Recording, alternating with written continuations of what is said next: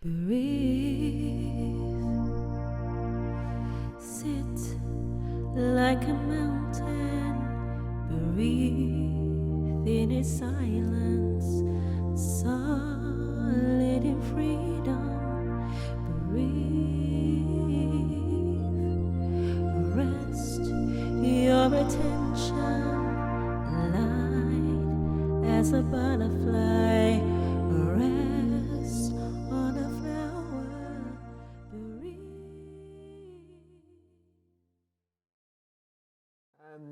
Thank you, lovely people, and thank you for inviting me into your front room. I really feel as if I'm sitting in the front room with you. And I have to call out Yvonne Witter here, because Yvonne is somebody who knew me in my past life, you know, when we were out raving and in the clubs and having a good time. So it's just so, oh my God, and here's another sister here coming here, Zenobi as well. So both Zenobi I've known, you know, since my early 20s. Yvonne's known me in those early 20s, and just witnessing that growth. So it's just very lovely to have that part of my life here in the front room. So I'm going to let me just do this because I need to.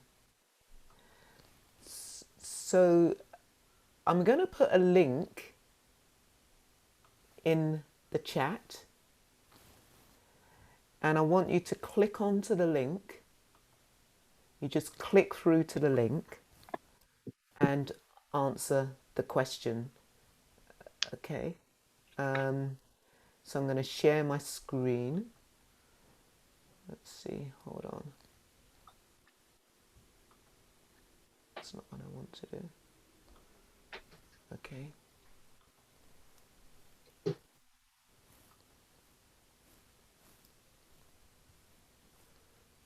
But there we are. So I'm going to share my screen now. Okay. So click through to the link and just, if you could answer and just type.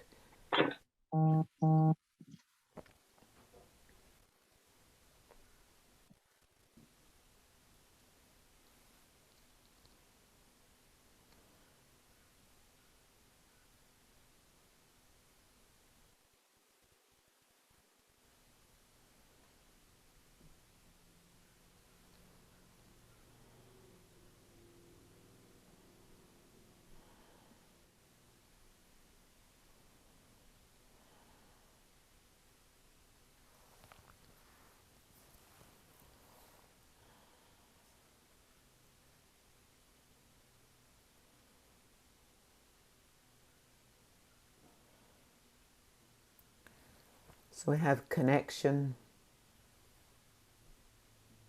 intergenerational sharing to learn, healing, insight, find ways to heal, peace, spirit,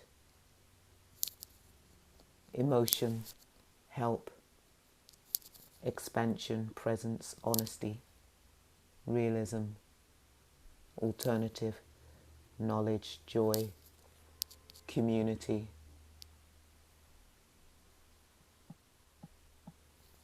Thank you. Practice. Okay, it's just great to just have a sense of who we're sitting with in the front room. Yeah. Expansion, maybe honesty, intergenerational trauma, love, presence, appreciation, sure. Yeah. And connection is really center there, connection. Okay. Thank you. Yeah. Okay. I'm just taking a breath and just enjoying seeing your names and seeing some of you and seeing some of your pictures on the screen. Okay. So we're going to begin with a meditation practice. So I'm going to do a short kind of verse prayer at the beginning and then at the end. So just allow yourself to be comfortable. If you need to lie down, lie down. If you need to sit, sit. If you need to walk, walk. Yeah. Or if you need to stand, just do what is comfortable for you. And before we enter this practice, I just want to call in just some of our affinity ancestors. And when I say affinity ancestors, these aren't people who are blood related to us. These are people who have inspired us. You know, some of you, it may be Gandhi, and for some of you it could be Martin Luther King or Nelson Mandela. And these are affinity spirits, or Harriet Tubman, people who are there. We stand on their shoulders, and these are people who we can call upon and think, what would these people do right now in times like this? I think sometimes we can kind of think, oh God, these ancestors have to be blood related, and we can have a complicated relationship with our blood relatives. And although they may be ancestors, sometimes they just need to be in lockdown. They just need to be quarantined until we're ready to face them. And all of us are inspired, have somebody who's inspired us, who's passed over to the other side, and just reminding us that we too are future ancestors. On this path, we are stepping on the path of being future ancestors. Yeah. So take a breath.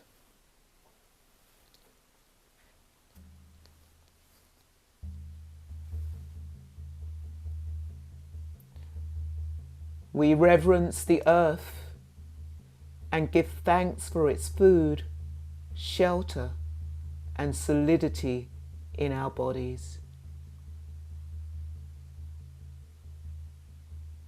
We reverence the water and give thanks for its rain, its moisture, its fluidity in our bodies.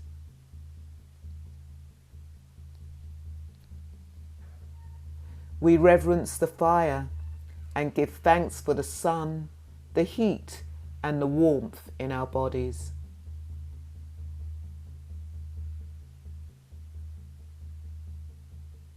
We reverence the wind and give thanks for the air, the inhale and the exhale in our bodies.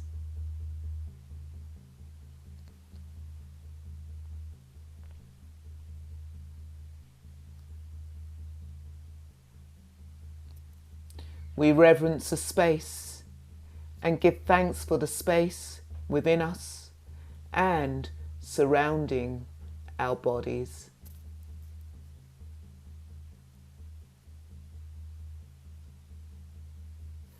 We reverence consciousness and give thanks for its awareness within and outside our bodies.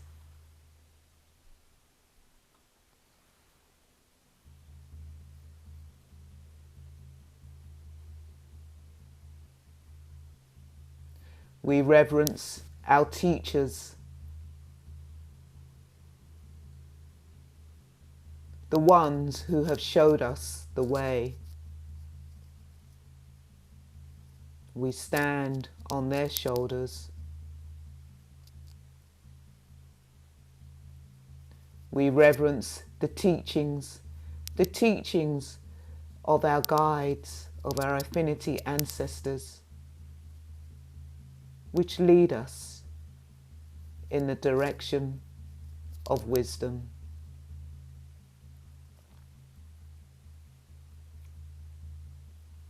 We reverence our community right here now.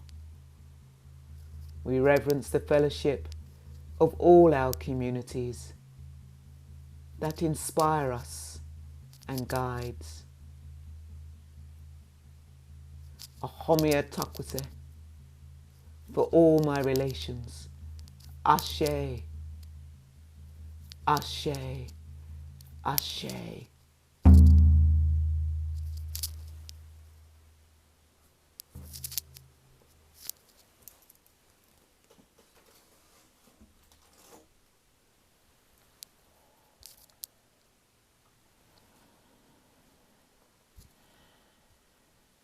Becoming aware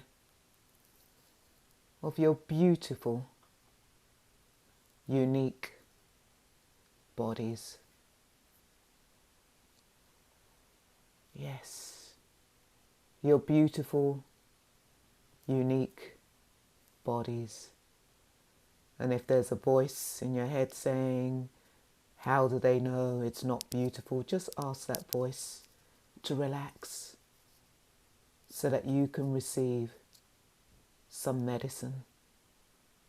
And this medicine comes from you. If you're able to ask those voices to relax and to step aside, you will be able to be your own healer. So arriving into your beautiful body.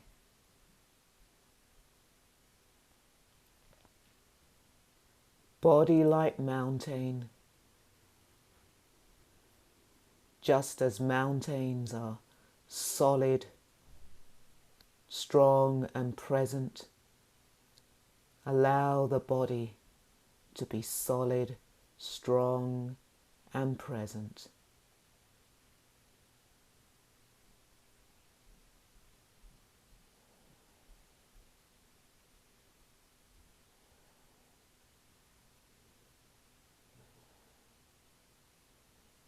And arriving into the body as best you can, feeling your feet being supported by perhaps shoes or socks or the ground, feeling your sitting bones, the palms of your hand, and just really having gratitude for this body that has carried you this far in the world with all its unique imperfections.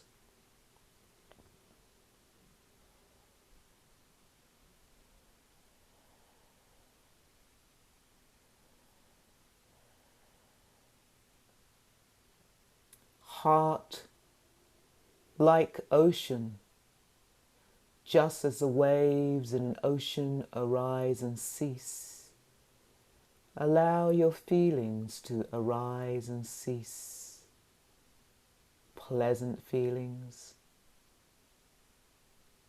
unpleasant feelings, neutral feelings, nothing much going on. A mixture of all those feelings.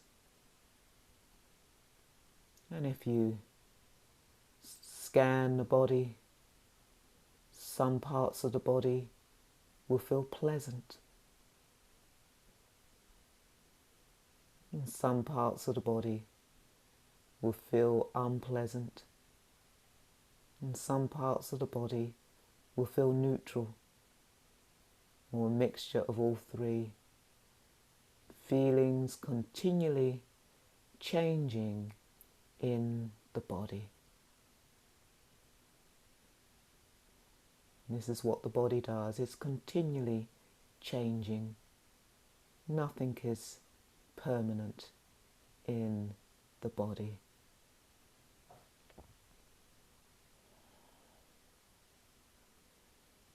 Really see if you can allow yourself perhaps to find a pleasant part in the body Even if you have a body which experiences pain, if we deeply scan the body, we'll be able to find a part of the body that doesn't have pain. It could be connecting to your hair or your tongue or your eyes. The body is rarely completely all in pain. And if there's any narrative in your head, just ask these voices to relax, to step aside so you can give yourself some medicine. Be a healer to yourself.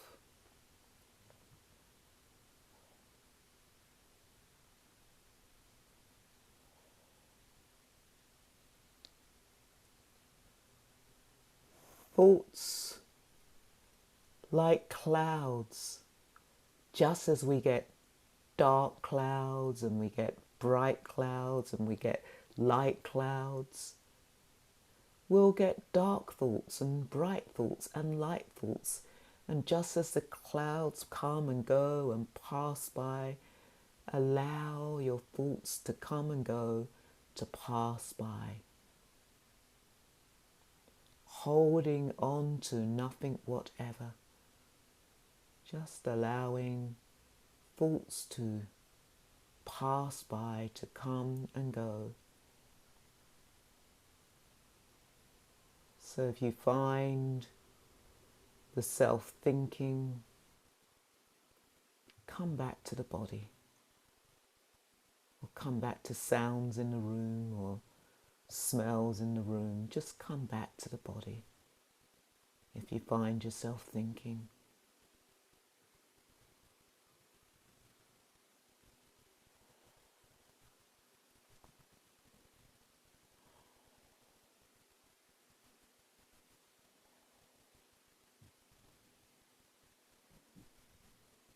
Emotions like the moon. Just as the moon waxes and wanes, allow your emotions to wax and wane. Just be aware of your emotional weather and just how it can change. If you're experiencing joy or sadness or frustration, peace, irritation, just allow it to pass by and just know that many of these emotions are created by our thinking. So see if you can drop thinking and just be in touch with the impermanence of experience, arising and ceasing, passing by, coming and going.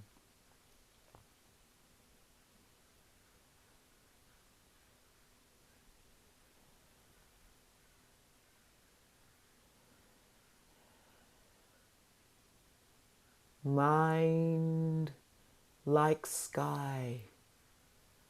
Just as the mind is wide and open and the sky is wide and open, allow the mind to be wide and open too, just letting everything pass through the mind. Clear blue sky, wide open.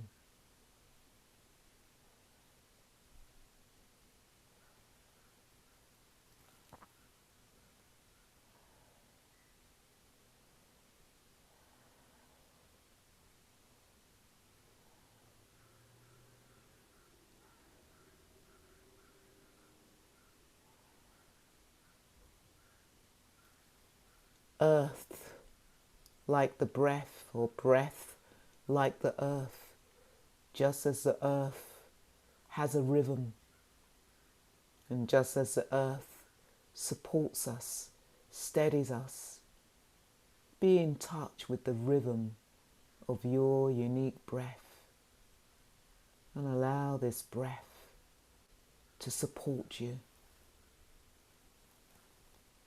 Become aware of the rhythm of the breath in your body. Become aware of the touch of the breath, perhaps in the abdomen rising and falling, or in the cleavage rising and falling, or on your upper lip. And connect to the touch of the breath. Allow the breath to be your medicine. Allow the breath to soothe you, calm you, soothe you, calm you. Come home to the breath.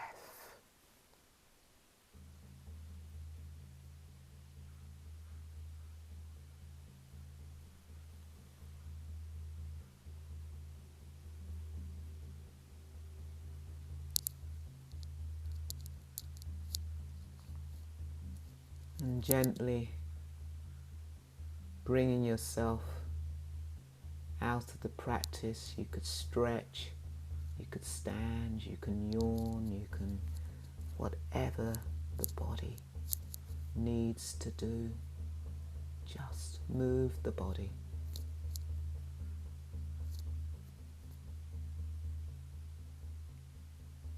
Ashe. Ashe. Ashe. Homia takwase. Ashe. Ah. Pat.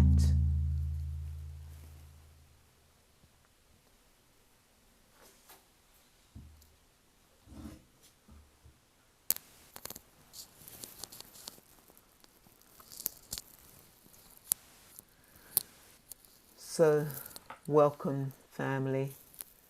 It'd be really lovely if some of you are able to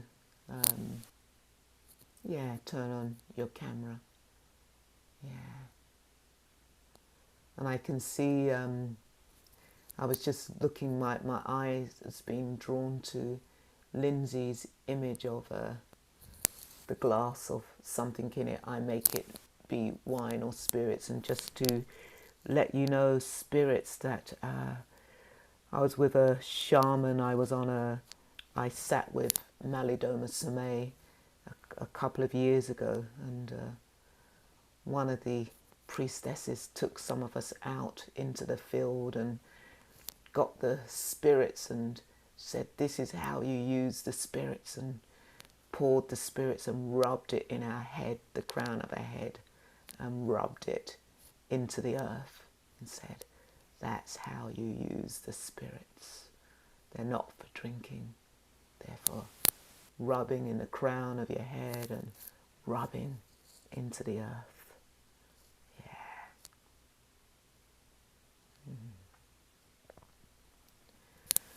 And so I wanted to share this beautiful teaching, and it was a teaching first shared with me by one of my First Nations friends, Carol Cano, who is a mindfulness teacher and has actually just founded a mindfulness program using Indigenous teachings.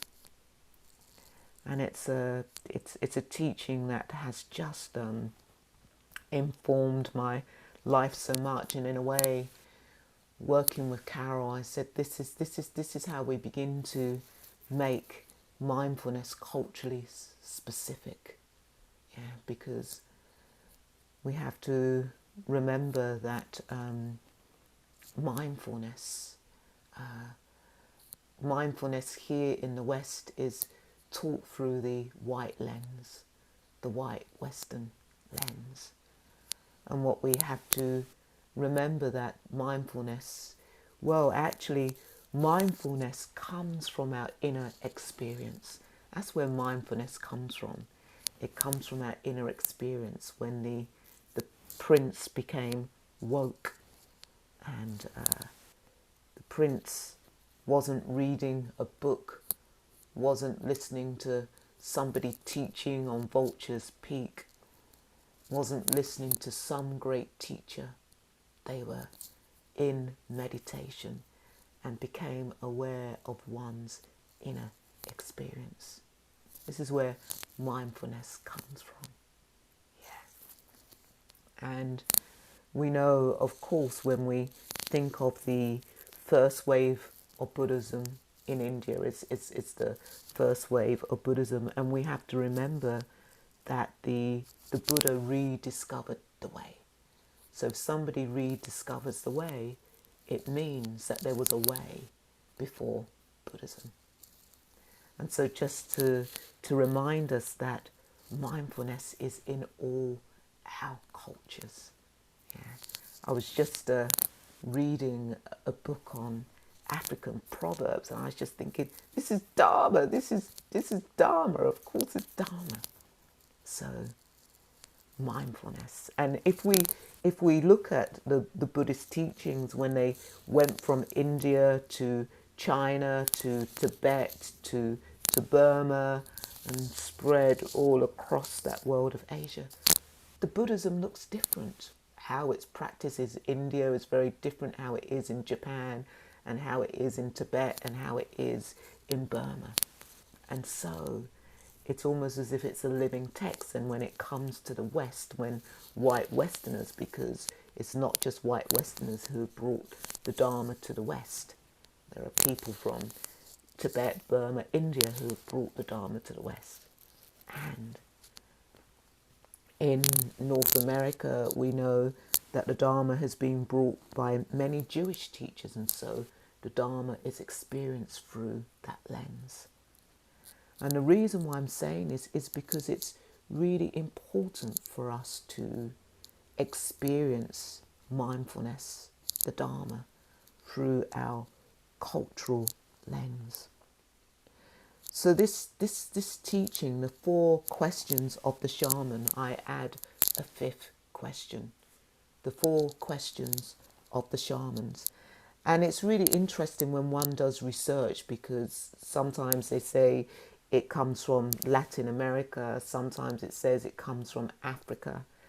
And so at the end of the day, we all have shamans. Yeah. If we think of the Buddha, the Buddha to many in their time was, to some people, considered a shaman. If you think of the story of Kissa Gautami, Kissa Gautami was a very wealthy Indian woman. And if you think 2,600 years back, wealthy woman, married, and could not give birth to a child. And so you can imagine the stigma on this woman who was unable to give birth to a child. And then, lo and behold, she falls pregnant. And she gives birth to this beautiful son, this beautiful baby, this beautiful son. And everybody is rejoicing, and her family is rejoicing, and her husband is rejoicing, and everybody is so happy.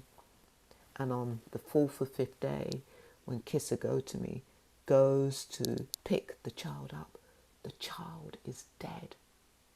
And she is completely distressed, as we know. We know it's often said that the death of the child is the most painful of illusions.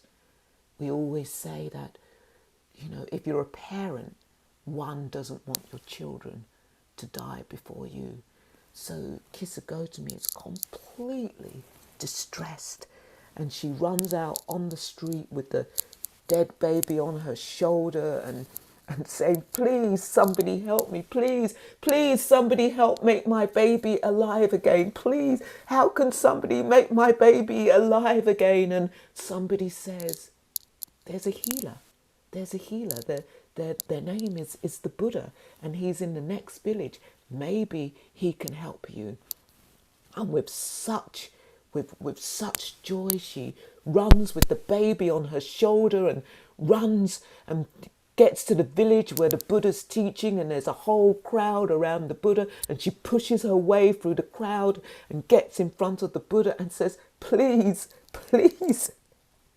Please, my baby is dead. Please. And the Buddha, he takes pity on her and he says, I can help you. I can help you. I want you to go back into the village and I want you to bring a mustard seed from a house, and it has to be from a house where nobody has known death.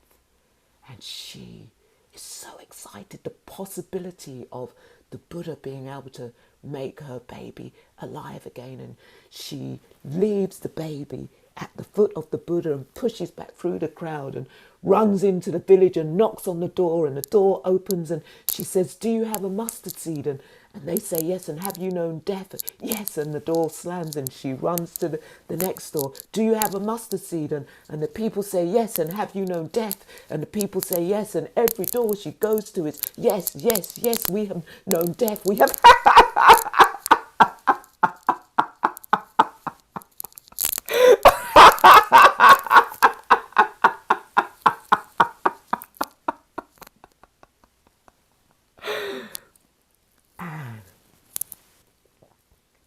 I have seen the truth.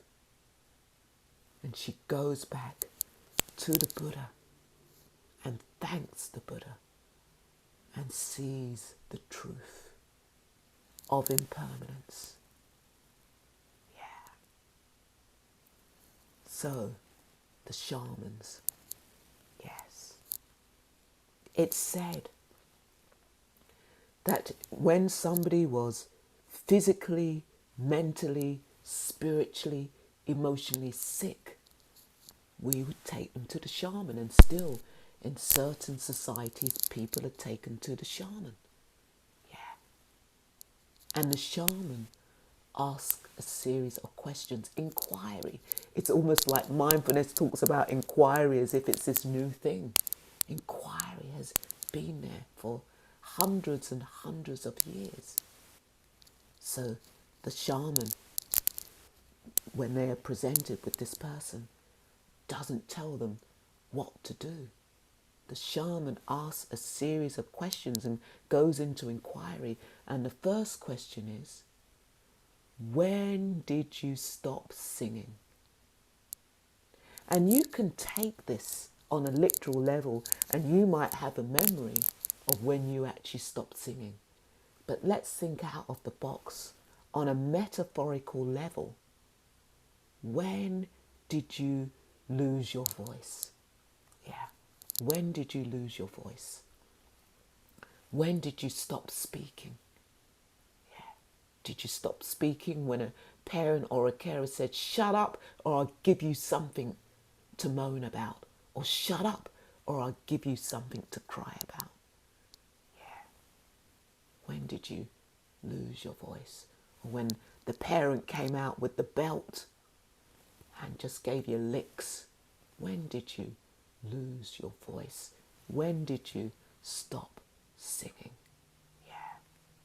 Because when we lose our voice, we become emotionally, mentally, spiritually sick. Okay? Yeah. When did we lose our voice? The second question is, when did you stop dancing? And again, you could take this on a literal level. When did you stop dancing? But if we think out of the box and we go onto a metaphorical level, when did you lose your play in life? When perhaps somebody started looking at your body inappropriately, or when somebody sexually or physically or emotionally assaulted you, or perhaps was you that child with your head under the covers and you could hear parents arguing, screaming?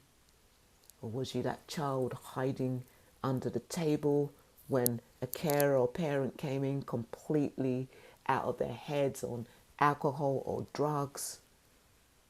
Or Perhaps when a parent said to you, stop acting like a sissy, stop acting like a girl, man up and go up and man up. Yeah. The third question: when did you stop being enchanted by your own story? When did you stop being enchanted by your own story? And we know that there are some people that say, forget it, I can't remember anything that happened before 10, let alone 5. When did you switch off to your story? Yeah. Did you switch off to the story because perhaps you knew that perhaps you were queer identified, or you were born in this female or male body and knew that this wasn't a female or male body that was projected onto you, and that you was in the wrong body, and people told you to shut up, and people told you to get over it, or you were taken to psychiatrists to try and change you? Or perhaps when you tried to speak up, when did you stop being enchanted by your own story? Was you one of these people who created your story, who always said, oh, I had a happy childhood? And you had a happy childhood because you needed to hold on to the threads of happiness in your childhood because it was too painful to come into relationship with your childhood. And these questions are so important because so often we can, in the West, in the way Westerners have brought mindfulness and have brought Dharma, is through spiritual bypassing. It's like using the teaching so that one doesn't have to look at the past, so one doesn't have to look at that trauma. Yeah. And if we're going to have freedom, and if we're going to have prison, or free ourselves from mental slavery, as Bob Marley says, if we're going to free ourselves from mental slavery, free ourselves from the prison of the mind, we have to turn towards all of this. Let's go back to the prince who became woke. When the prince sat to meditate, the prince didn't say, and this is what often Western teachers teach, that the prince vowed to gain enlightenment. No. The prince didn't vow to gain enlightenment. If the prince had vowed to gain enlightenment, there would have been a lot of spiritual bypassing, and they wouldn't have got there. They would have remained in that God realm and would have fallen out of the God realm. Yeah. The prince vowed to find an end of suffering. Very different. To find an end of suffering. And if we are to find an end of suffering, we have to face this suffering. And if we look at the prince's story, it wasn't that the prince came face to face with all those mental afflictions, wasn't just assailed by all that trauma of greed, hatred, desire. The prince was faced with past lives and unskillful past lives. The prince was in touch with ancestral trauma. One has to see through that, see the emptiness of that. Yeah. So these questions of the shaman are so important if we are to liberate, if we are to find freedom. The fourth question the shaman would ask: when did you stop dwelling in the sweet territory of silence? When did you stop dwelling in the sweet territory of silence? Are you somebody who has this papancha, this proliferation of thoughts? Something happens and you just go into this narrative, this stinking thinking, and it's just like you can't think of anything else, and your head is completely captured by something and you just can't let it go. That is losing the sweet territory of silence. That is the second dart of suffering. Yeah. And how do we come to this place of being able to dwell in the sweet territory of silence. And all of us would have had moments of it, all of us. Sometimes, when we're so focused, if you think of a child, sometimes a child can be so focused on something and you ask them something and they lift their head up and they respond, and once they've responded they go back to what they're doing, and they're in just this zone, in this sweet territory of silence, of just being completely present to whatever it is we're doing. That sweet territory of silence is in the now. It's in the now. And to be in the now, to be in that moment of now, we have to face those traumas and see through them and let go of them. And it is possible to let go of them. I said I introduce a fifth question. I think it's a question that most probably the Buddha would have asked. And that question is, when did you stop breathing? When did you stop breathing? Because we know, take for example, if you're walking across the road and a car cuts across you, we stop breathing. And in the next breath, we're saying, you bib, bib, bib, bib, bib, and we're in there insulting. And I say, as we know, if the brain doesn't get enough oxygen, there's brain damage. And we have temporary brain damage when we hold on to the breath. If you go like this and you hold on really, really, really, really, really, really, really tight, you'll see how every time we tense up, we hold on to the breath. And to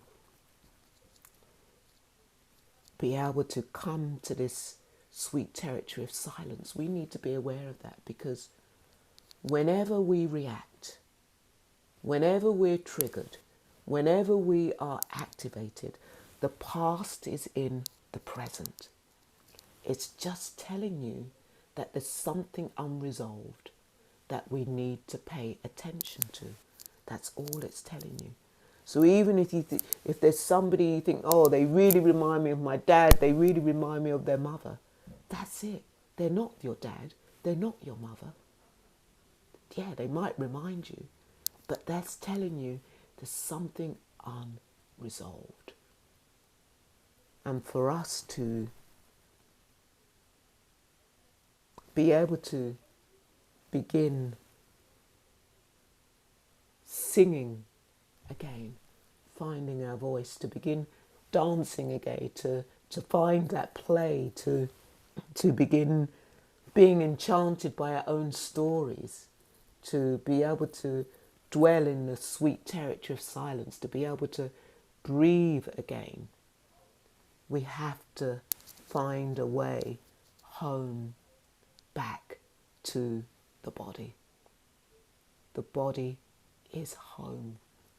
And there are so many things that make us leave our body.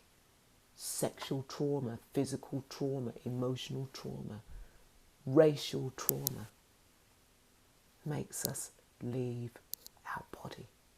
Nobody is home. All feelings have been switched off. All sense doors closed. Nobody home.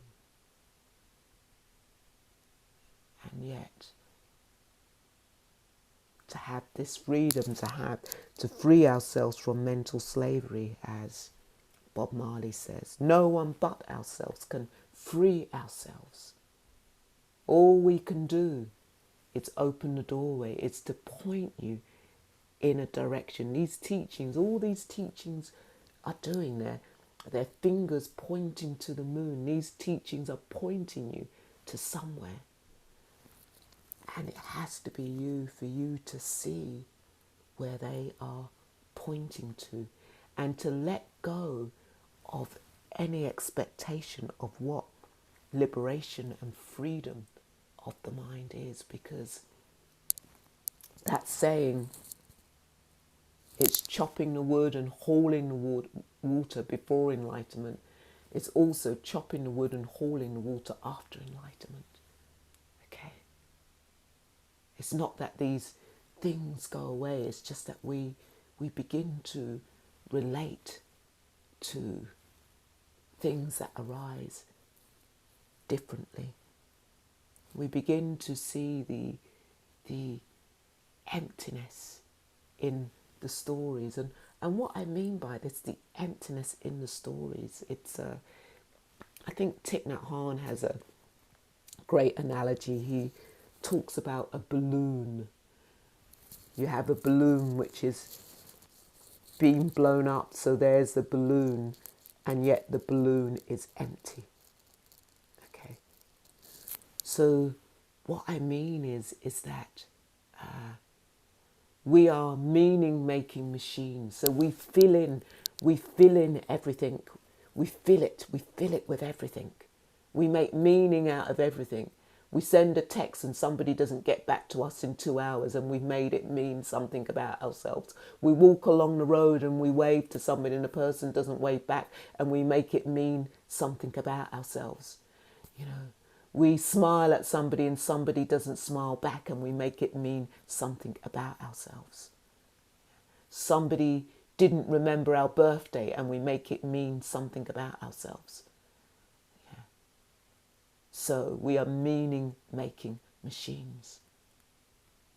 And life could be meaningless. Life could be empty. It could be empty of all the things we make it mean. Empty of all the things that we make it mean. But some of you, you know, it makes life exciting. What would life be like if we stopped making it mean something? Yeah. And of course, okay, sometimes it might help to make it mean something, but the reality is don't make it fact. Test it, don't make it fact. You know, and you know, it's almost we make it fact because we'll ring up somebody and we'll talk to them and we'll say this person didn't do something, and the other person will collude with you and say you're right, and there you've got your evidence. You've made it mean something. Yeah. I remember recently I was in a shop. I had this hat on and I was in a shop. It was at the beginning of the pandemic, and the cashier was looking at me. And I'm thinking, I made it mean because I didn't have a mask on. We didn't have to have masks, and I made it mean that she was being critical of me because I didn't have the mask. And when I got up to the actual till to buy my stuff, she said, "Oh, you look so beautiful. The hat and everything is so beautiful." And yet I made it mean something. And this is what we do. There in my head, I make it mean that she's criticizing me, blah, blah, blah. Absolutely nothing. Yes, she was looking at me. That was it. That was the fact. Nothing else. Yeah. So, when we make it mean things, we stop dancing, we stop singing, we stop breathing. We stop being able to dwell in the sweet territory of silence.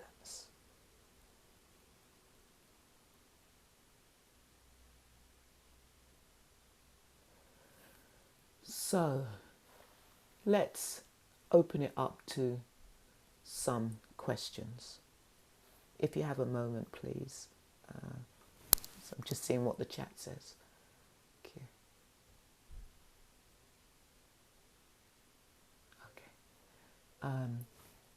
So an invitation, anybody who would like to ask a question, and I might go into inquiry. If we do, I'd ask you if you want to be in inquiry, and I've let the team know that we would pause the recording if that happens. So does anybody have a question? Or a reflection? It doesn't even have to be a question or reflection. You've done quite a lot of listening. So do you have any reflections or questions?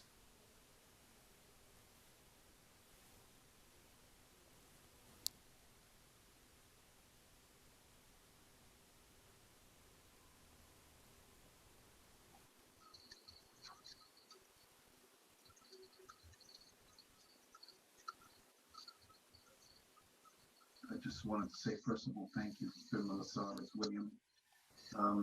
Something in the tone of your voice, something in your delivery, um, creates this, not only the safety, but the inquiry within myself to be able to really want to look at the various traumas, the various times in our life when we're not allowed to be who we really are. We're not allowed to explore that. So I just wanted to say, just thank you. There's so many moments that I will really treasure now.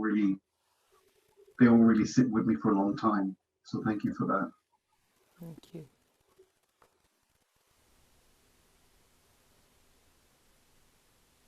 I'm just wondering if we want to sometimes in smaller space to put people into breakout rooms of threes, not twos, in breakout rooms of threes. Is that possible? Is there, and anybody who doesn't want to go in the breakout room, could you let us know in the chat if you don't? And we're just going to the breakout room. Breathe, sit like a mountain, breathe.